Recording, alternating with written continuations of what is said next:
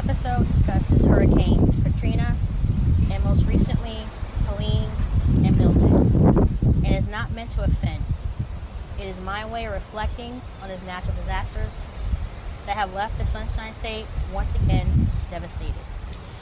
These are the winds from the outer bands that you're hearing.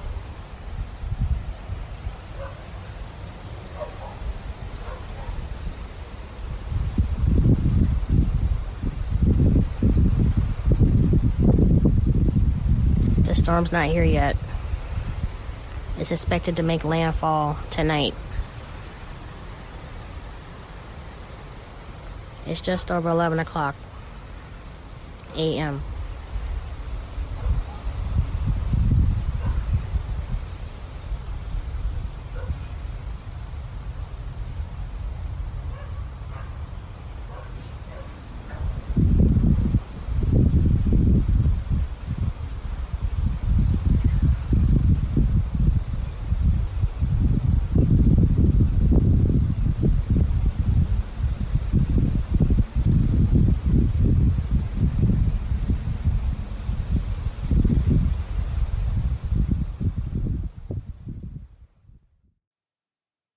I have lived in Florida for nearly all my life.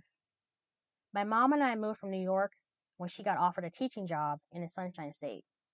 My family moved from Hernando County to Lee County in 1978. As a child, I barely remembered hurricanes. I remembered occasionally my dad boarding up the home to ride out the storm. I remember heavy winds and rains, but childhood naivete did not give way to hurricanes and tropical storms being a frequent occurrence. Now that I'm an adult and experiencing life with a new perspective, I see these storms as a warning of things to come and that God is trying to tell us something.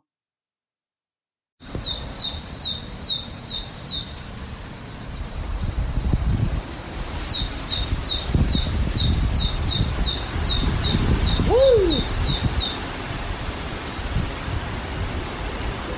Oh, wow.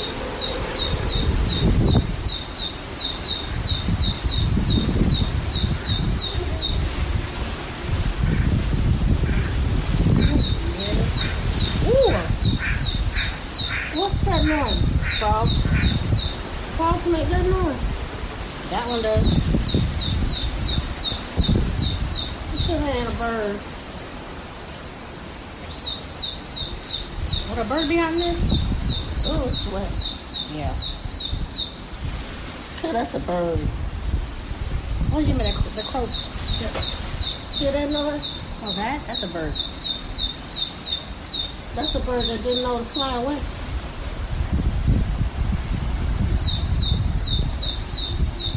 I wonder what kind of bird that is. And we're hundreds. How? Is that a Bradenton worm? is, huh? Is that a worm? Yeah, it's deadly. These are the outer bands, I guess, huh? Has to be. Bradenton's is over 100 miles away from here. Mm-hmm.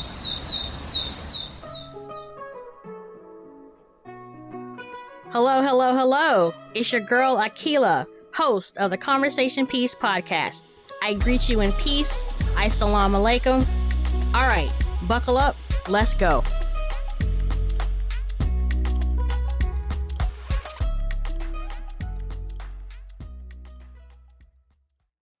The state of Florida experiences more storm impacts than any other state. It is simply a matter of geography and the fact that Florida is a peninsula. As most people know, during hurricane season, the majority of storms form off the west coast of the African continent. But these storms of late have gotten bigger and more intense than ever. Human activity is contributing to climate change, especially here in Florida. The fact that some refuse to acknowledge this is now a matter of sheer ignorance.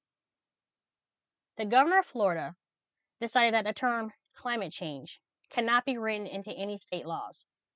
This decision is now costing the state billions in property damage. Insurance companies are leaving the state, while the sea levels rise yearly.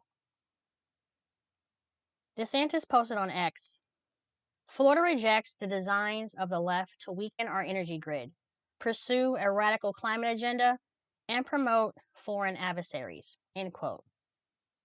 Being the governor of a state where climate change is ground zero should not afford him playing politics, because nature does not discriminate and does not differentiate between, quote, blue or red states. Michael Gerard, founder of the Sabin Center for Climate Change Law at Columbia University, stated, quote, Florida is one of the most vulnerable states in the country. All of South Florida is at great peril for sea level rise. They should be the last state to stand in the way of fighting climate change, end quote. The financial cost from storms ravaging the state so far has cost over $300 billion. This is from hurricanes Andrew, Irma, and Ian.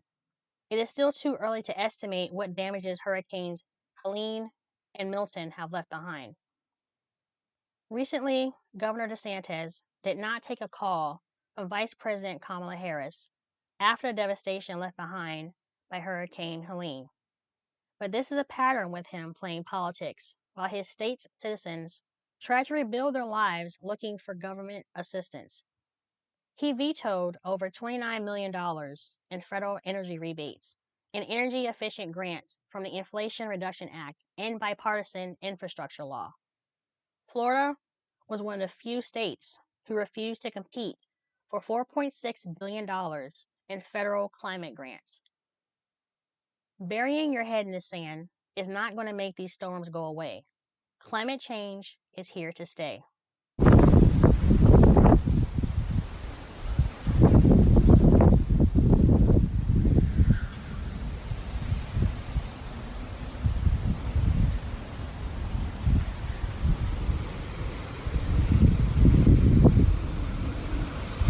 There are a few game birds with their wings outstretched, taking advantage of the wind, being swayed whichever the way the wind blows. As I look west, it looks dark.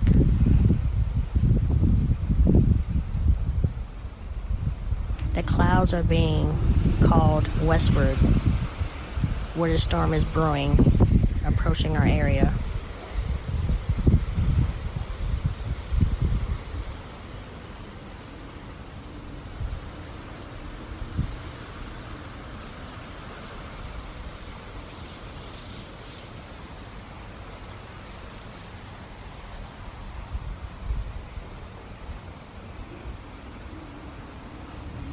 The clouds are in submission.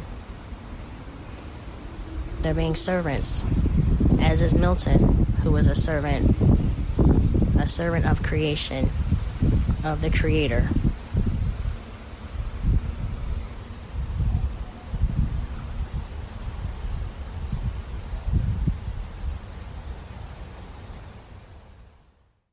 Hurricane Helene made landfall as a Category 4 in Perry, Florida on September 27, 2024. Less than 2 weeks later, Milton made landfall on Siesta Key, Florida, as a Category 3, October 9th.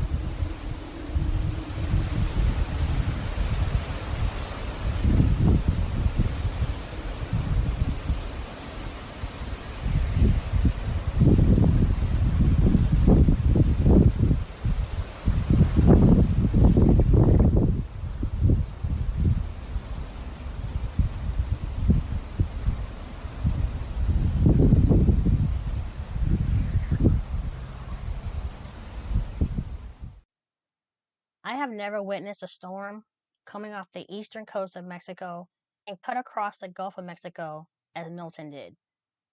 Milton developed as a tropical storm, then to a Category 1, then to a Category 5 in less than 24 hours. The rapid intensity of Milton made history.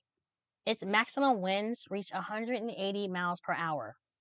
Milton is the third hurricane to hit Florida this year, 2024. It spawned over 30 tornadoes and caused rivers and streams to breach as it dumped relentless rain in its path.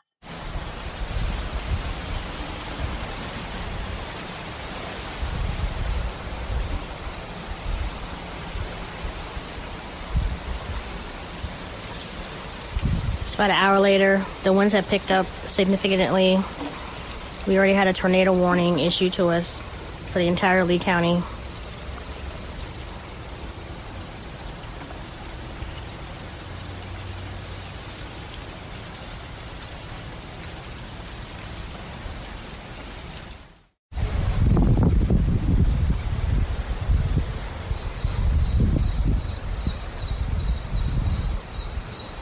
According to meteorologists, this storm is about 125 miles west of us.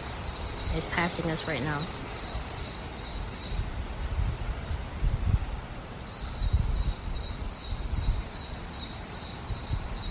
My thoughts and prayers go out to the people that are going to be affected by this. It looks like I got spared, alhamdulillah, and my family, alhamdulillah. I reside inland in Lee County. I do not live in a flood zone, and as Milton made landfall, the storm was about 120 miles north of us. And this is what I heard. Whoa!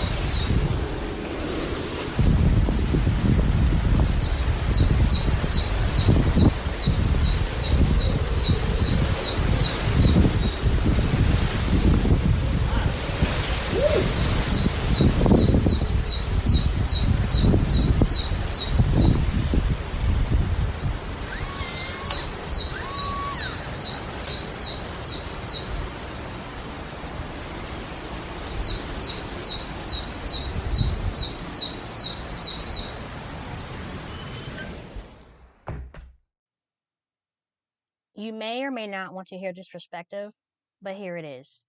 Mother Nature is not in the hands of any politician, political party, or any religious group. Mother Nature is controlled by the Creator. Another name is God, or as your insurance policy states, an act of God. What were you saying? No, your grandmother said what?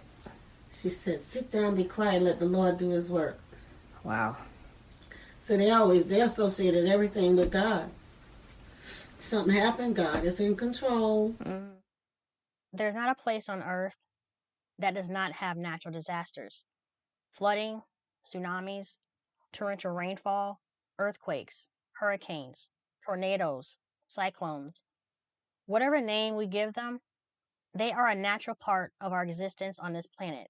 However, the science is screaming at us, bellowing out loud that human activity, littering, pollution, overfishing, fossil fuels, is causing the earth to warm up to record temperatures. And these temperatures are causing nature to be out of balance. Copyright disclaimer. Under Section 107 of the Copyright Act of 1976, allowance is made for fair use for purposes such as criticism, comment, news reporting, teaching, scholarship, and research. Fair use is permitted by copyright statute that might otherwise be infringing. Nonprofit, educational, or personal use tips the balance in favor of fair use. It's nature's way. We can't control in essence. We can't control nature's way. And sometimes nature's way go unnoticed by a lot of people. Because I see this is a sign from the Creator. And so much so that me and my mom, my family, we're thinking seriously about relocating. We're thinking about, because it's like two back-to-backs. It's like they've never seen that. And so I was reading on the news today, there are some people who are thinking about the same thing. They can't take it. They just like, it's too much for them. It's the stress. And it's like, this has woken up a lot of people about the realistic, the realities of climate change. It's like, and that's a part of nature's way. We must respect. We must learn and learn to respect. Learn what we're respecting. Learn how we can work together. how we actually work with nature is the wisdom, a very primate wisdom that is here, but we just like disrespect it time after time, moment after moment.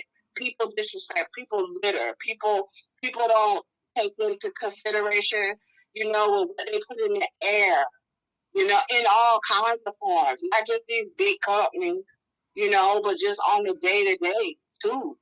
What these cars, the exhaust, the water, the construction. Well, I We think need as a civilization, we've lost our way. mm-hmm, People have taken God out of the equation, and they put themselves in the equation as if they know right, better than nature. Because you hear a lot of right, people, oh, Mother Nature. It's like, well, who's in control of no, Mother Nature?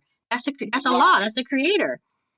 Even on TV, as they're interviewing people, it's like y'all need to say what how they say, name the thing, say what it is. Perhaps that will get people to start thinking and behaving a certain way. But this is the girl, environment we're living in. so,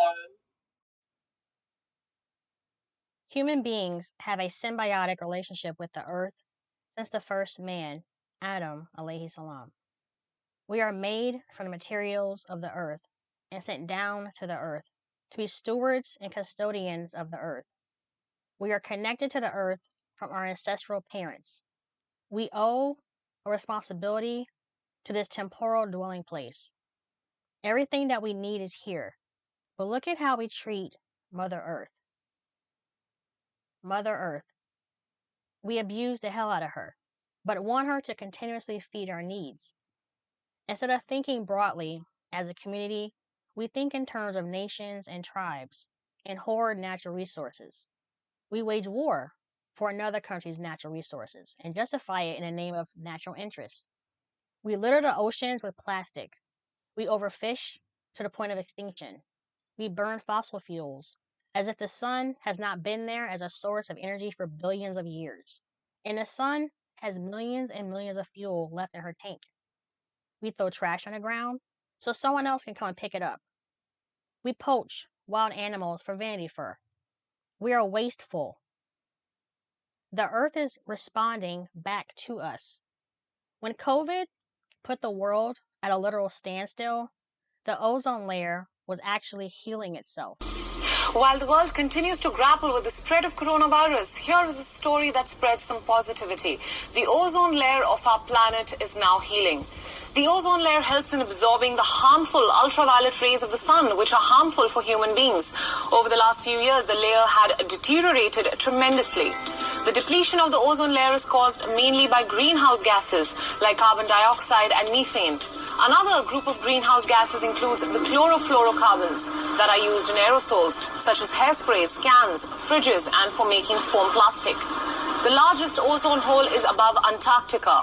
Now, a recent study shows that the ozone layer seems to be recovering because of the Montreal Protocol, which was signed by 197 countries in 1987 to minimize the use of ozone-depleting substances.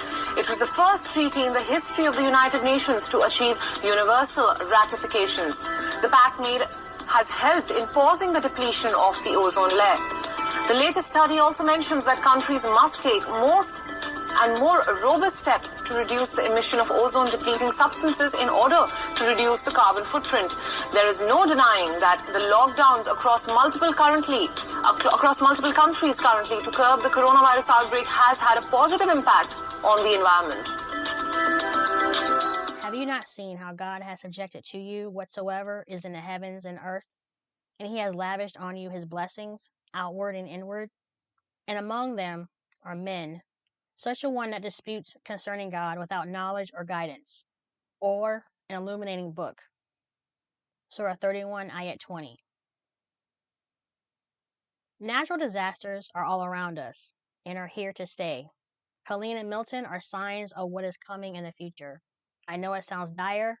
I know people lost their lives.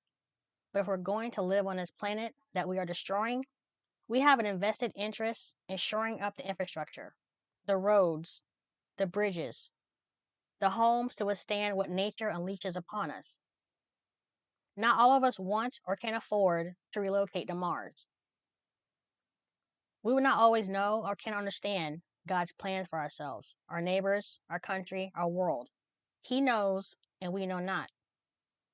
I had friends who were in the literal eye of the storm, and alhamdulillah, they made it out okay.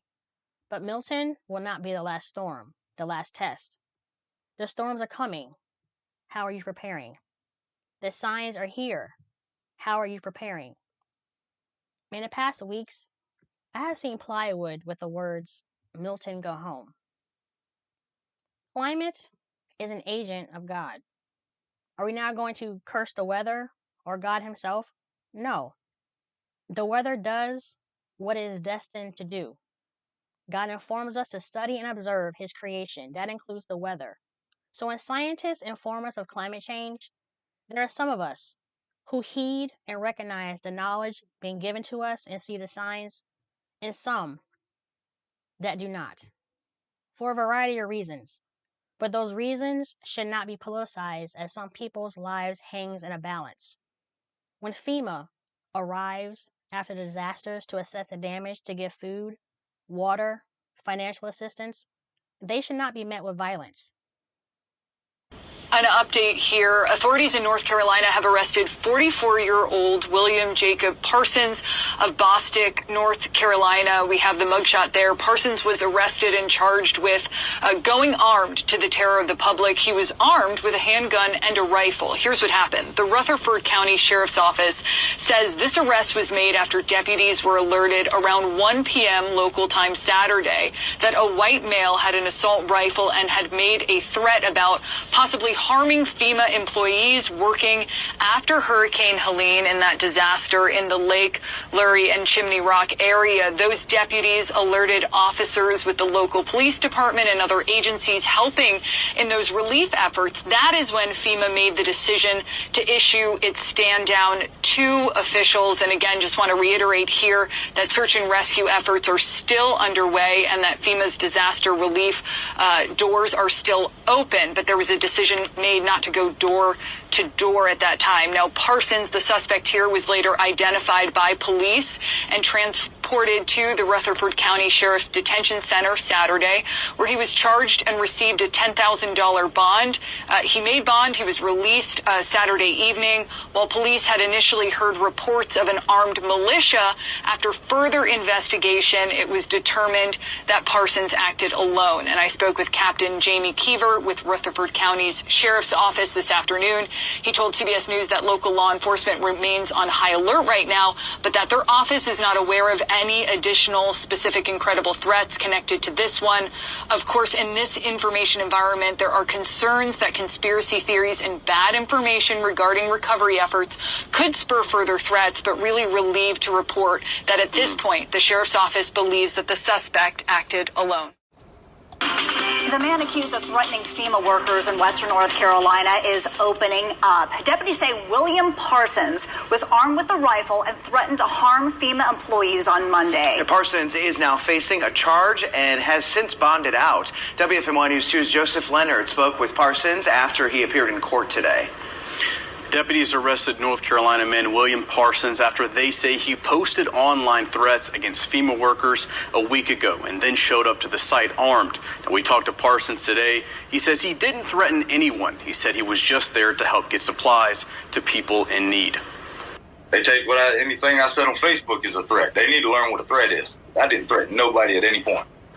So here's what Parsons posted on Facebook several days before going to the FEMA site. It reads, quote, "We the people are seeking volunteers to join us to overtake the FEMA site in Lake Lurie and send the products up the mountain this Saturday. We the people are done playing games. It is time we show who we are and what we believe. They want to screw our citizens. Now we return the favor," end quote. Now today he tells me he did have a rifle and pistol on him when he went to the site, but he says he always carries guns with him wherever he goes. And I asked him, what did he mean by overtaking the site? Bringing the people together in the masses. They're going to open them gates. They can only deal with so many people. Once the amounts get so high, then they have to listen to us. We run this country. The government does not. That's been known forever. This country is run by the people. The government worked for the people. But yet, people's getting screwed. I'm just a single man standing up saying what's on my mind. I've got no affiliation with nobody. FEMA and the Rutherford County Sheriff's Office says Parsons' post, along with other online threats and claims that militias were gunning for FEMA workers, were enough to put workers on edge. We spoke with FEMA on Monday about the arrest. We immediately took action to pull our team from the field until we could validate what that was, because my goal is to make sure that I can keep people safe. But I kept them in these facilities, right? I kept them in firehouses and in the disaster recovery centers. I kept them in other fixed locations. And so only one part of our mission did we temporarily pause, and those missions are going to be resuming here very shortly. Now, Parsons says he was never part of a militia group. He was in court today, and his case was continued until November 12th. Science should not be met with skepticism or the narrative changed as a hoax. President Trump believes climate change is a hoax. We know this because he has said it over and over again. So Obama's talking about all of this with the global warming and that, and a lot of it's a hoax. It's a hoax. I mean, it's a money-making industry, okay? It's a hoax. The president has tweeted climate change skepticism at least 115 times, including a claim that the concept of global warming was created by and for the Chinese. So the president has very firmly established his position on the issue and has shown no indication that he's changed that position. But since the president's views tend to be malleable, let's say, reporters have been asking the president and his aides the same question over and over again in light of the Paris decision. Does the president still believe climate change is a hoax? Thank you, everybody. Thank you very much. Can you say whether or not the president believes that human activity is contributing to the warming of the climate? Honestly, I haven't asked him. Okay. I can get back to you. Yes or no? Does the president believe that climate change is real and a threat to the United States? You know what's interesting about all the discussions we had through the last several weeks have been focused on one singular issue. Is Paris good or not for this country? That's the discussions I've had with the president. I'd like to go back to the first question that was asked that you didn't answer. Does the president believe today that climate change is a hoax? You know, I did answer the question because I said the discussions the president and I have had over the last several weeks have been focused on one key issue. Is Paris good or bad for this country? Shouldn't you be able to tell the American people whether or not the president still believes that climate change is a hoax? Where does he stand? As I indicated several times through the process, there's enough to deal with respect to the Paris Agreement and making an informed decision about this important issue. What does the president actually believe about climate change? Does he still believe it's a hoax? Could you clarify that, since apparently nobody else in the White House can? Yeah, I have not had an opportunity to have that discussion. Would it be possible for you to have that conversation with him and then report back to us at the next briefing? If I can, I will. I wouldn't hold my breath on that one. In the absence of a new answer, we must, alas, stick with the old one. The President of the United States, a noted and consistent peddler of conspiracy theories about everything from millions of alleged illegal voters to President Obama's forged birth certificate and Ted Cruz's dad possibly being involved in the assassination of JFK, also believes the world's most dangerous and destructive conspiracy theory, the one that climate change is made up, I guess, by the Chinese, and that all those scientists across the world, well, they must be in on it. I will always remember the documentary by Al Gore, An Inconvenient Truth. He warned us about global warming, aka climate change, almost 20 years ago. Then, of course, came Katrina. It's worth remembering that when it hit Florida, it was a Category 1, but it killed a lot of people and caused billions of dollars worth of damage. And then, what happened? Before it hit New Orleans, it went over warmer waters. As the water temperature increases, the wind velocity increases and the moisture content increases. And you'll see Hurricane Katrina form over Florida, and then as it comes into the Gulf over that warm water, it picks up that energy and gets stronger and stronger and stronger. Look at that hurricane's eye. And of course, the consequences were so horrendous. There are no words to describe it. Yeah, we're getting reports and calls that is breaking my heart from people saying, I've been in my attic. I can't take it anymore. The water is up to my neck. I don't think I can hold out. And that's happening as we speak. We told everybody the importance of the 17th Street Canal issue. We said, please take care of this. We don't care what you do. Figure it out. Everybody.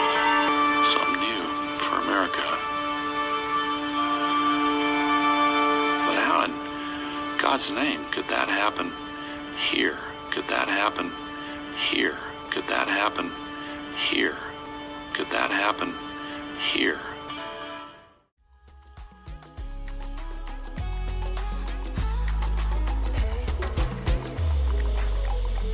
Thank you again for listening to the Conversation Piece podcast with Akila. I am humbled and request that you join me again. In the meantime, love and respect yourself so that you can love and respect others. I will now bid you goodbye in peace as I greeted you in peace. Assalamu alaikum. Peace be with you.